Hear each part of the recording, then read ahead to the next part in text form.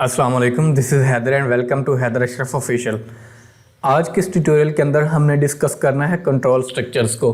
Control structures क्या होती हैं कि हमारे पास जो प्रोग्राम का स्ट्रक्चर है वो किस तरह से कंट्रोल हो रहा होता है, कंपाइलर उसको किस तरह से कंट्रोल करता है, या जो भी बैकएंड के अंदर एक क्राइटेरिया होता है प्रोग्राम को रन करने का, वो किस तरह से जो है परफॉर्म हो रहा होता है, कोड की अंडरस्टैंडिंग किस तरह से होती है और कोड का फ्लो किस तरह से होता है।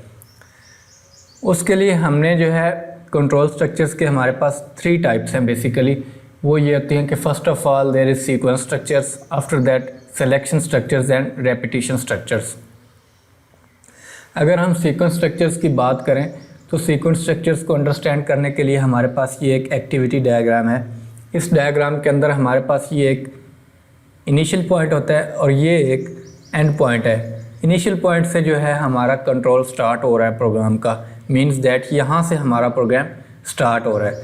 और उसके बाद ये जो एक लाइन है और उसके साथ एक एरो हेड है, इसका मतलब ये होता है कि इस तरफ जो है हमारे प्रोग्राम का कंट्रोल मूव कर रहा है, ये इस तरफ हमारे प्रोग्राम का कंट्रोल जा रहा है।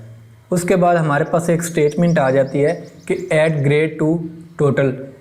इसकी अगर हम बात करें कि इस स्टेटमेंट का क्या मीनिंग है, तो साथ में हमने ये एक डॉटेड लाइन लगाई है और उसके साथ ये जो एक नोट्स लिखा है विद फोल्डेड कॉर्नर, तो उसके अंदर हमने ये लिख दिया कि total is equal to total plus grade, means that total का जो वेरिएबल है प्रोग्राम के अंदर, उसके अंदर ग्रेड की जो भी वैल्यू है वो ऐड हो रही है। ये एक्शन परफॉर्म होने के बाद जो हमारा कंट्रोल है वो एक नेक्स्ट स्टेटमेंट की तरफ मूव होता है। उसके अंदर क्या है कि ऐड 1 टू काउंटर। काउंटर का जो वेरिएबल है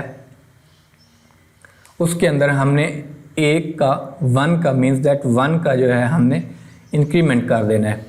और उसके बाद जो है हमारा कंट्रोल एंड पॉइंट की तरफ चला जाता है, मीन्स दैट हमारे पास एक सिंपल सा प्रोग्राम है, उसका सीक्वेंस स्ट्रक्चर हम इस तरह से डिज़ाइन करते हैं यूजिंग द एक्टिविटी डायग्राम कि first of all add grade two total और उसके बाद ऐड 1 टू काउंटर। टोटल के अंदर हमने ग्रेड को ऐड कर देना है वाट एवर द ग्रेड इज़, और उसके बाद जो है हमने काउंटर का जो हमारे पास वेरिएबल है उसके अंदर 1 का इंक्रीमेंट कर देना है। आफ्टर द सीक्वेंस स्ट्रक्चर्स हम बात करते हैं सिलेक्शन स्ट्रक्चर्स की। Selection statements in C++ are basically there are 3 types of selection statements: if selection statement, if else selection statement and switch selection statements। if selection statement के अंदर हमारे पास ये होता है कि हमने एक if का कीवर्ड लिखना होता है, उसके बाद हमारे पास पैरेंथेसिस आ जाते हैं। पैरेंथेसिस के अंदर हमने जो है रेलेवेंट कंडीशन को राइट डाउन करना होता है। उस रेलेवेंट कंडीशन को कंपाइलर ने चेक करना होता है, अगर तो वो कंडीशन ट्रू होती है तो उसके रिस्पेक्टिवली जो भी कोड ब्लॉक होता है इफ़ कंडीशन का वो एग्जीक्यूट हो जाता है, अदरवाइज़ कंपाइलर उस इफ़ सिलेक्शन स्टेटमेंट को नेगलेक्ट कर देता है, उसको एग्जीक्यूट नहीं करता।